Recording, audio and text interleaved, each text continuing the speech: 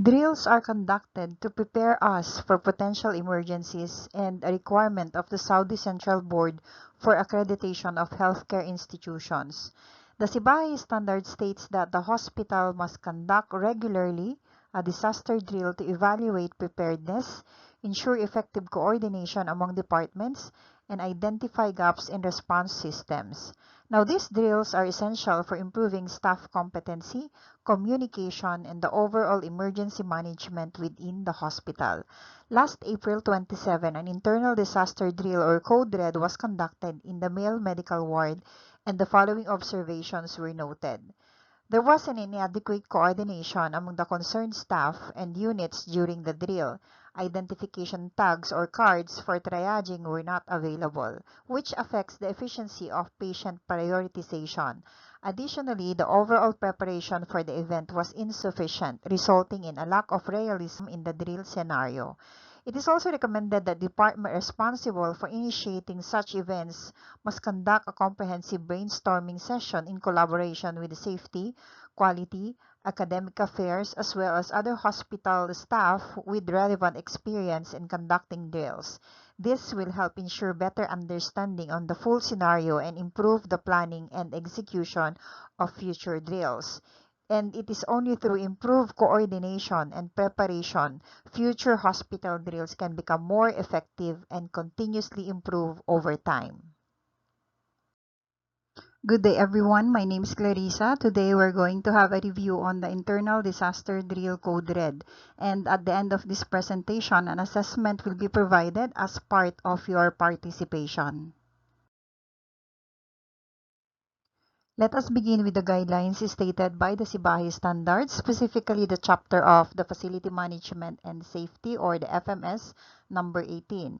So it states here that the fire drills are scheduled and conducted regularly in all departments, that fire drills are conducted during different shifts to test the race procedure, the pass procedure, the ability to contain the fire when it starts, the staff performance in the event of fire, the evacuation procedures, whether the oxygen and electricity supplies were shut off at the right time, all staff participated in the fire drills, all fire drills results and corrective actions are documented and integrated into the quality improvement project, and the full fire drill is conducted for the internal disaster plan once a year, and the drill is evaluated. Now, I would like to remind you about the previous findings of the Sibahi, which states that there was a lack of scheduled drills as well as insufficient staff knowledge regarding fire drill procedure among those interviewed. Additionally, there was no documented evidence of participation from staff across different departments. Now, evaluation of drills was inadequate, and the corrective actions were neither properly documented nor integrated into the quality improvement initiatives or project. It is also emphasized that when a drill is scheduled in advance, participation from all concerned staff is mandatory. But in cases where the drills are unannounced, all staff on duty are expected to actively participate and must be knowledgeable on the respective roles and responsibilities during the drill. This section presents the hospital's disaster and emergency codes with focus on fire incidents in internal disaster. We have the Code Red. Now, it is important to note that Code Red not only covers fire-related emergencies but also includes situations as structural collapse or damage, as well as internal explosions.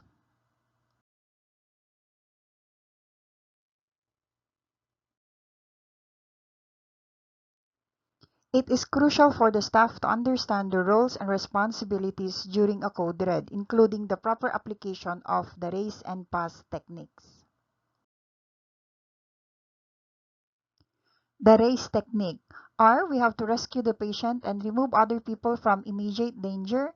A, we have to sound the alarm and raise the alarm, use the nearest fire alarm call point, and shout Code Red and not fire. C, for contain, so we have to contain the fire and smoke by closing doors and windows to limit the spread. E, we have to evacuate if the fire is massive. E, another is for extinguish if the fire is small or manageable, and the use of appropriate fire extinguishers. This is how to use the fire extinguisher. So we have to use the pass technique. P, we have to pull the pin to break the seal. Then A, we have to aim at the base of the fire, not the flames. S, we have to squeeze the lever slowly and evenly to discharge the extinguishing agent. And S is swept from side to side at the base of the fire until the fire is out. In any disaster drill, it is imperative to know the roles of the different department, personnel, and the elements being evaluated and assessed in order to attain the purpose of the drill. Now, during a code red or internal disaster, these are the following items being evaluated. The Emergency Planning and Preparedness Unit, the central or the switchboard, the discoverer or the one who discovered the fire, the head of the department or the head of the unit or the head nurse or the charge nurse or the staff nurse, the security and safety officers, and finally the area of evacuation or the holding area, or it could be the assembly area. Now, moving on to the first item, we have Emergency Planning and Preparedness Unit. This refers to our hospital leaders and safety officers. So the elements being evaluated here, we have first the presence of a dedicated room for the Emergency Planning and Preparedness Unit. Then we have the level of unit readiness with available communication means or gadgets. Then we have the presence of an updated Unified Emergency Framework Plan. We have a speed of the leader's response and presence during the event, the incident commander's interaction with the cluster operations room and incident escalation. Then we also have the leader's familiarity with the task according to the Unified Emergency Framework. And finally, the incident commander's closure of the report. So this refers to the documentation of the whole event and their coordination, specifically in the final announcement of code clear at the end of a disaster. Okay, moving on to the second item, we have the Central Emergency Communication Unit. So the items being evaluated here, we have the central personnel knowledge on the code type and the related task. We have the correct redirection of the message from the caller. We have immediate notification of the incident commander and receiving orders and instruction and notifying relevant authorities about the event. Now, the number to be called is 0, and we will hear the word attention please, code red, male medical ward, room 3. So the announcement is verbalized 2 times as stated in our policy. Now, the announcement of the code is very crucial because it alerts everyone in the hospital. Once the code is heard, other department, unit, staff will come to assist in the evacuation of the patient, pertinent files, including the CPR resuscitation trolley, and then you will find the supervisors in the triage or in the holding area documenting the list of patients, watchers, and even visitors. So this is how important the role of the central. It alerts everyone. Okay, moving on to the third item, we have the discoverer. So the elements of evaluation here, we have the loud announcement of the event occurrence, the method of quickly evacuating patients from the incident room, and ensuring the incident room and adjacent rooms are clear of patients. Now, in a scenario where you discover a fire, quick response is critical. So we have to immediately shout for the code red and not fire. And then we have to rescue all the patients in the immediate danger. Now, if you are trained to shut off the oxygen valve, you may do so.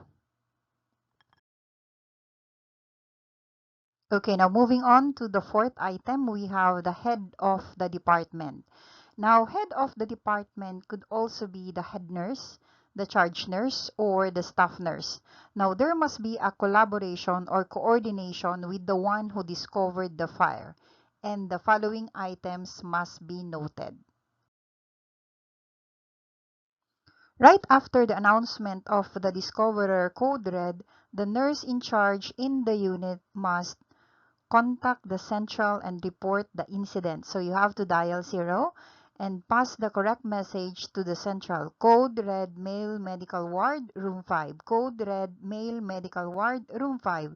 Then simultaneously activate the alarm bell, close the central oxygen valve, distribute the task card for internal disasters, ensure staff knows the location of the task cards, evacuate patients and use oxygen cylinders, evacuate other patients according to priority based on patient conditions. We will discuss this in a bit later. Then ensure the availability of assistive devices or tools to transfer the patient during evacuation, like the walker and the crutches. Evacuate patients' files to the first triage area. Evacuate oxygen cylinders to the first assembly area. Evacuate the cardiopulmonary resuscitation trolley to the first assembly area, and have a list of patients. Okay, moving on to the fifth item, we have the security and safety. Now, the elements of evaluation includes the presence of security guards in the department, not allowing the entry of those without task cards during the event, the speed or the quick response of the emergency response group, including their knowledge on the roles according to their specialization, and conducting the initial assessment and reporting to the incident commander. Now, moving on to the area of evacuation. Now, we need to know the holding area or the first assembly area in the male ward when evacuating the patient. What about the holding area in the female ward? What about the holding area in the second floor, especially when we are doing the horizontal evacuation? Now, what about the vertical evacuation? Where is the assembly area outside the hospital? Okay, now let's move to the elements of evaluation. So the first is first assembly area or the holding area. Is it suitable for receiving the patient? Second, availability of sufficient medical staff. Next, the need to triage all patients during transfer to external assembly area if necessary. Then the presence of a supervisor for the primary assembly area, the supervisor's verification of the presence of all patients and staff, including visitors, and clarity of external assembly area and staff awareness of it. So moving on to the evacuation priority. Now in triaging a patient, the priority is given to the most severe cases. These are the life-threatening cases, followed by the serious but a bit stable and are not life-threatening. So these cases can be delayed. Then followed by the minor injuries or the stable ones. Remember that RCTAS triaging, the Canadian Triaging Acuity Scale, that we have 5 categories, categories 1, 2, 3, 4, and 5. We have the immediate, emergent, urgent, non-urgent, and the stable cases. However, in Code Red, the evacuation priority differs. It will not be based on the triage color.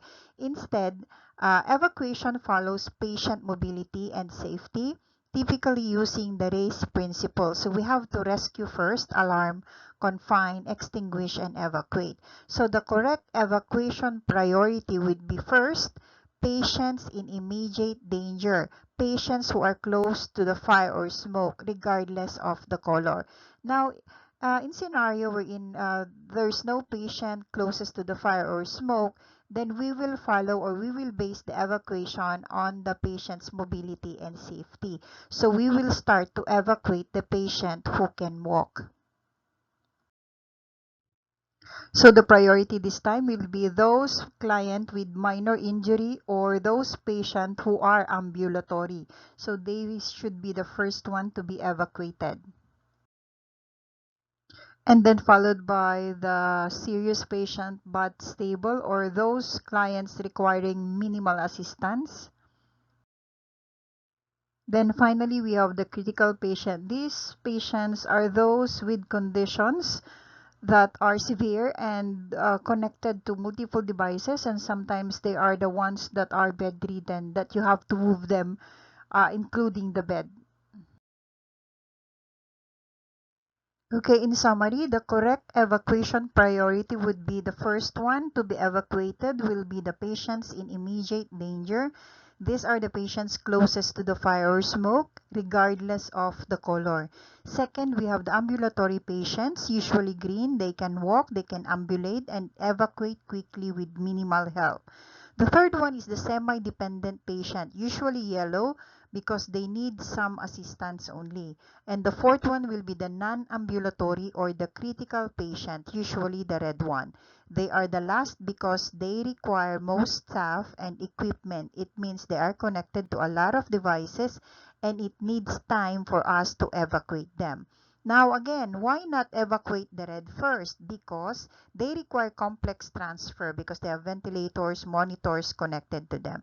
And moving them first can delay evacuation of many others. And the priority this time is to clear the area quickly and safely.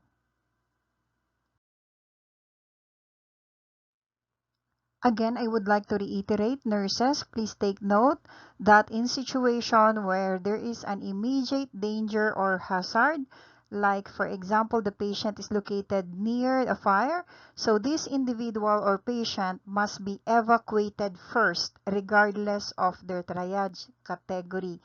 Either they are green, red, or yellow, you have to evacuate them first. Okay, additional information for the types of evacuation. We have horizontal, vertical, and total evacuation. Horizontal evacuation, this means moving our client to a safer area on the same floor. Like for example, if the fire started in male medical ward room 5, so the holding area or the first assembly area would be between ward C and ward D. Same is true in the female area. If the fire started in ward A, the holding area or the first assembly area would be between ward A and ward B. Now, if the fire started in the male ward or in the female ward, the holding area or the first assembly area would be the space in front of AKU. Now, if horizontal evacuation is not possible, so the safety officer will be announcing to do the vertical evacuation. Vertical evacuation is moving the client from second floor going down. So you have to remember that in vertical evacuation, moving the client, you can use the exit or the stairs, but never the lift or never the elevators used as a way of moving our client. And the last time, we use the assembly area or the holding area right outside the administration door beside OPD reception. Now, if the fire progresses, so the fire officer may announce total evacuation. So with this time, we will be moving all the clients in the hospital outside. So we will be moving in the main assembly area, and that would be in the parking area near OPD. The elevator should not be used during evacuation in a fire incident because they can become very dangerous for patients, staff, and visitors.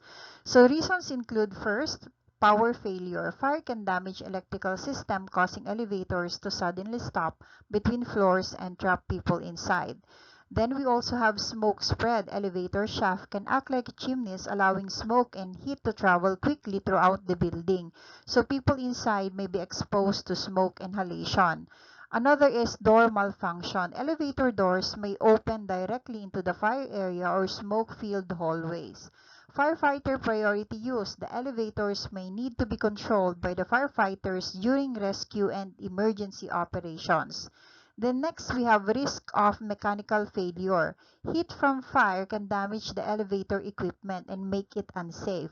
So the safer alternative would be the stairways or staircase or the stairs are designed as protected emergency exit routes and are safe during evacuation.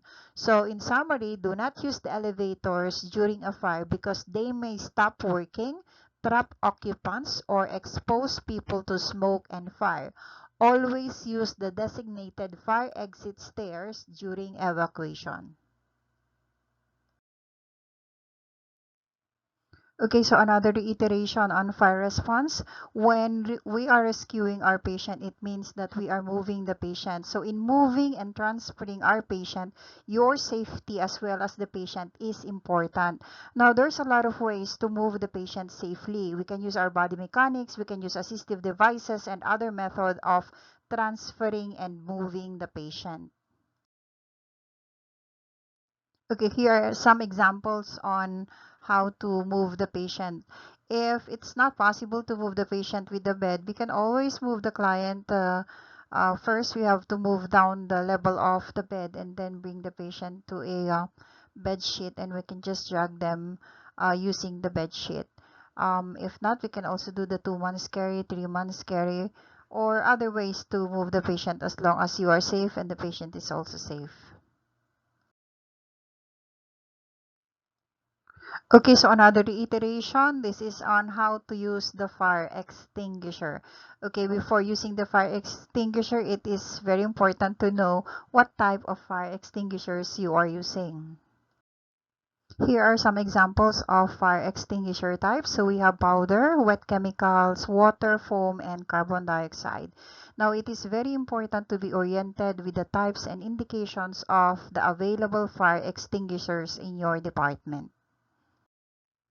Okay, now for our basic information as to the indication and uses of fire extinguishers. So the first one, we have a fire extinguishers containing a water. This is used for category A of fire, like wood, paper, textiles, but do not use this one with flammable liquids and live electrical equipment. Another one, we have dry powder, and this is most of the fire extinguishers that we have in the hospitals, they contain dry powder. So this is used for category A, category B like flammable liquids, category C we have gaseous fires and live electrical equipment. Now we also have foam. This is used for category A and category B, but do not use in the live electrical equipment. Then we have carbon dioxide. I usually observe this one in the different ward and also in ER. So this is used for category B and live electrical equipment. Do not use this one in a confined area or in a closed area because you might be suffocated with this one. And finally, we have wet chemicals. This is used for category A and I usually found this one in the kitchen because this is indicated for cooking oil fires. Okay, finally, for the success of any drill in our hospital, this depends on the coordination, cooperation, and active participation of everyone. Through teamwork and preparedness, we can ensure the safety of our patients, staff, and visitors during emergency situation. Thank you for everyone, and I hope that we learned something in this presentation.